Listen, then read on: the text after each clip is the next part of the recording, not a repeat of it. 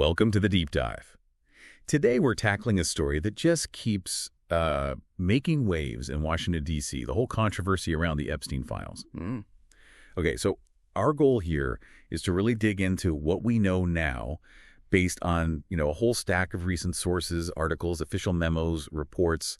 We want to pull out the key insights. We'll be looking at the Justice Department's official take, the political chaos that followed, some new allegations popping up, and just this constant demand for transparency. Yeah, it's fascinating how the story keeps evolving, isn't it? It's not just one thing. It's like this constant back and forth between the official investigations, what's happening in Congress, and, well, the public just wanting answers. By the end of this, you should have a much clearer picture of why this whole thing is, as our sources put it, not going away. All right, let's start where we have to, with the official word. So Monday, July 7th, 2025, the DOJ and the FBI, they put out this official memo about their Epstein investigation. It stated pretty clearly that Epstein had harmed thousands. Yeah. That wasn't really new, but it was confirmed. But crucially, it also said no client list was found. Yeah. And it stuck to the conclusion that Epstein died by suicide. Yeah, consistent with the previous autopsy back in 2019 and what the correctional officer's investigation found too. But that official line, especially the no client list part and sticking to the suicide finding, well, it didn't sit well with a lot of people, particularly President Trump's base, according to the sources. There was this immediate sense of, a lack of transparency. The memo did detail how much digging they did, though. Searching databases, hard drives, desks, closets, locked cabinets, the works. Sounds exhaustive. It does. Yeah. They found physical evidence and, get this, over 300 gigabytes of digital data. Wow. Yeah, images, videos of Epstein, minors, child sex abuse material, just a massive amount. But they also said only a little bit would ever be released publicly. Why that? Court orders sealing sensitive info, mainly to protect victims, which, makes sense on one level. Okay, but here's where it gets, really interesting, maybe complicated. The memo actually gave links to video footage from outside Epstein's cell. Supposedly the raw footage. Supposedly being the key word there. Right, because the FBI review said, okay, nobody went into that restricted unit, the SHU, between when Epstein was locked down that night and the next morning. So confirming the nobody went in part? Yes. But then further analysis showed the footage wasn't quite raw. It was apparently two different video files edited together. Edited? Yeah, using Adobe Premiere Pro software, and almost 2 minutes and 53 seconds had been cut from one of the files. Okay, hold on. Edited video footage released as part of an official investigation. That immediately raises a huge red flag, doesn't it? It certainly fuels the skepticism. Absolutely. What does that do for public trust? And you have to remember, this comes after Attorney General Pamela Bondi said back in February, on Fox News no less, that Epstein's client list was, quote, sitting on her desk right now to review. Which seems like a direct contradiction to the July memo saying no list was found. Exactly. And we also had those reports, again, back in February, about Bondi and FBI Director Kash Patel kind of clashing over withheld documents. Thousands withheld. Only 200 pages released, mostly stuff that was already out there. So you see, it's not just the edited video in isolation. It's these inconsistencies, these apparent contradictions. They really undermine the official narrative and feed into that feeling of opacity. In this memo, well, it didn't just cause skepticism, did it? Our sources say it ignited a civil war within the GOP. That's the reporting, yeah. And that the fallout basically gummed up the works for House Republicans agenda-wise this past week. It sounds intense. It seems to be. You've got deep splits. On one hand, some voices on the far right are really going after Trump officials, accusing them of stonewalling, after promising transparency. Okay. But then you have House Speaker Mike Johnson saying, hold on, let the administration do its work. He's arguing that pushing too hard, too fast for release could actually harm Epstein's victims. So protect the victim's angle from Johnson. Right, and he's also accusing Democrats of just playing politics with it. He even ended the voting week early, sent everyone home for the August recess a day ahead of schedule. Why? Apparently, specifically to dodge demands from Democrats who wanted to force votes on releasing all the Epstein files. Wow. But not all Republicans are towing the speaker's line, right? I read about Representative Thomas Massie. That's right. Massie, a Kentucky Republican, he's teamed up with Ro Khanna, a Democrat from California. An unlikely pairing. It often is on these kinds of issues. They're using something called a discharge petition. Basically, it's a way to try and force a vote on the House floor, even if leadership doesn't want it. And Massie's argument. pretty blunt. He said if the GOP doesn't take the right side of this issue, meaning push for release, it's going to cost us vice in the midterms. Yeah. Pure political calculation there. And wasn't Lauren Boebert also calling for something? Yeah, she mentioned wanting a special counsel to investigate. She even floated former Rep. Matt Gaetz for the job in an interview. Interesting suggestion, given Gates' own recent ethics investigation history, though no charges were filed there. Correct. It adds another layer to the internal GOP dynamics. And, connecting the dots, Democrats are definitely jumping on this GOP infighting. Seizing the opportunity. Absolutely. You're hearing these newfound calls to release the Epstein Files much louder now from their side. Jim McGovern, Democrat from Massachusetts, was very direct. There is a list. That list is a victim list. Implying the DOJ is wrong or hiding something. Precisely. And Democrats on the Rules Committee, they have this power to introduce unlimited amendments. So they've been using it to make Republicans take awkward votes related to releasing Epstein info. Politically sticky votes, as one source put it. Exactly. And it's gotten pretty ugly, apparently. Some reports say Democrats have started calling the GOP the pedophile protection party because Republicans keep blocking these votes. Oof, that's strong language. Shows how toxic this has become. Deeply toxic. It's clearly become a major partisan weapon. So, amidst all this political fighting, what about President Trump himself? There was that Wall Street Journal report, right? Yes. The bombshell report, as it was called, came out July 22nd. It talked about a collection of birthday letters given to Epstein back in 2003 for his 50th. Oh, and the Trump connection. The report highlighted one specific note, supposedly written and signed by Trump. And the description was, well, striking. It said the writing formed the outline of a naked woman. Seriously? That's what the Journal reported. And that the message itself had suggestive language, saying Trump shared certain things in common with Epstein. Okay, how did Trump react? Immediately denied it, flat out said he'd never drawn such a picture before, and very quickly filed a massive lawsuit, $20 million, against the Wall Street Journal's owner, Rupert Murdoch. Wow, $20 million. That's quite a response. It is, but it fits a pattern, doesn't it? We've seen this legal strategy from Trump before when he feels he's been defamed or treated unfairly by the media. Like with ABC. Exactly. Sued ABC over comments by George Stephanopoulos back in March 2024.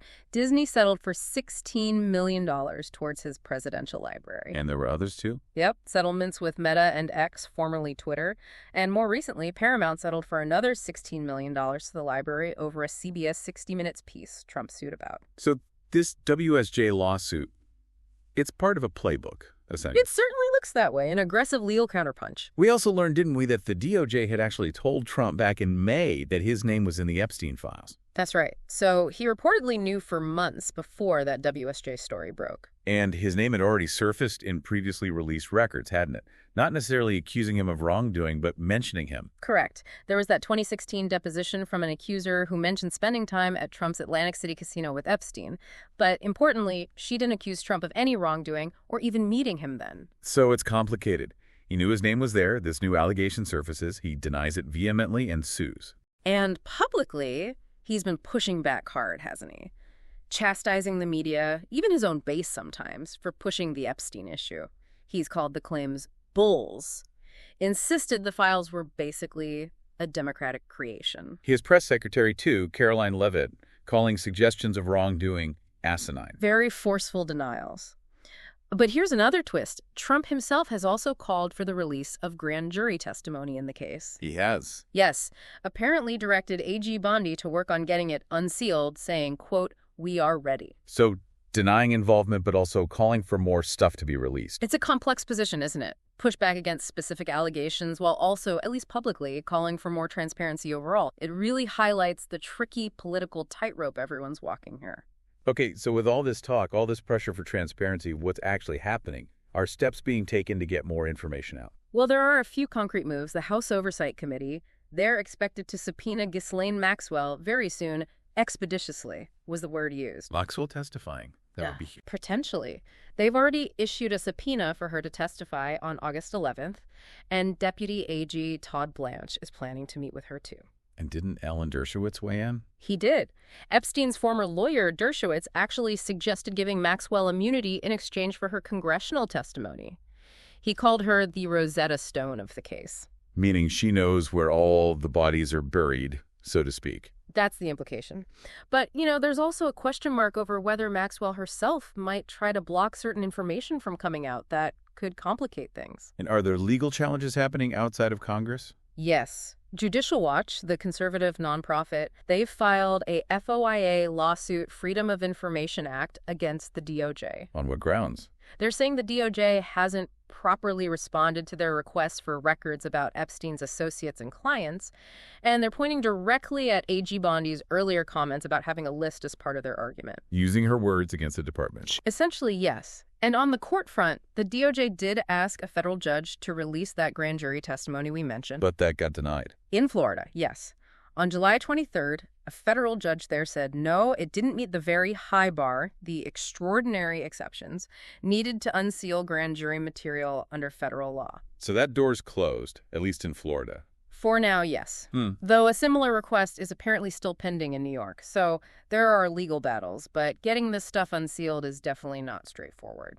But didn't something else happen on the 23rd? Despite Speaker Johnson trying to avoid votes? Ah, yes. A key development. A subcommittee of the main House Oversight Committee actually did vote to subpoena the DOJ for the Epstein investigation files. A subcommittee vote. Is that significant? It is, especially because 3 Republicans broke ranks and voted with the Democrats. The vote was 8-2. So even with leadership trying to hold the line, there's bipartisan pressure building within the committee structure itself to get those files. Exactly. It shows the pressure isn't just coming from Democrats or the far right. It's building within the mainstream committee process, too. As we get caught up in the political drama and the legal fights, it's maybe easy to forget what's really at the heart of this. The actual crimes, Nothing. the victims. The grim reality of sex trafficking. And this whole controversy, it really has brought that issue back into the spotlight, hasn't it? Even at a local level. One of our sources mentioned Boulder County, Colorado, for instance. What's happened there? Well, apparently, Colorado had 84 human trafficking reports just last year, 2023. That ranked it 10th highest in the U.S., and Boulder County accounted for 15% of those state reports. Wow, that's significant for one county. It is. And because they've seen a rise in sex trafficking prosecutions recently, the DA's office there is actually adding a second investigator specifically for human trafficking. Good. And they're going to focus more on online cases, minors being contacted through social media, often lured with drugs. That's a growing problem everywhere. And ICE is involved, too. Yeah, ICE has apparently been issuing subpoenas locally there, too, related to trafficking, smuggling, narcotics.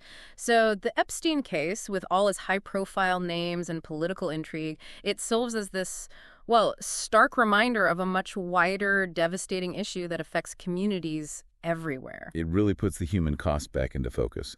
So, wrapping this up, what we've really seen today is just how tangled this whole situation is. You've got the demands for transparency clashing with accountability, all mixed up with intense political maneuvering. Right. It's like this incredibly complex puzzle, as you said. Different people, different groups, they all hold different pieces, and they have very different ideas about which pieces should be seen and why. And maybe which pieces should stay hidden. Perhaps. I think the key insight from digging into these sources today is how the Epstein saga has almost become this political Rorschach test.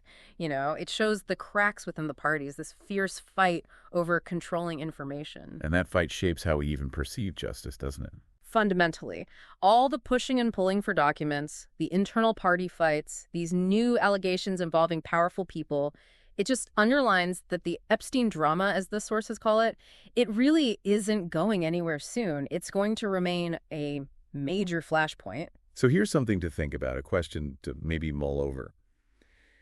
When we're dealing with cases like this with so much sensitive information, what is the ultimate responsibility of people in power? Is it just full, immediate disclosure, get everything out there? Or is it more about careful curation, protecting sensitive details, especially protecting victims, even if that means not everything sees the light of day immediately? And whichever path is taken, what does that choice ultimately mean for achieving real justice? Justice for the victims, yes, but also justice in terms of maintaining public trust in the institutions themselves. It's a tough balance. Thank you for joining us on this deep dive. Until next time, keep digging for those insights.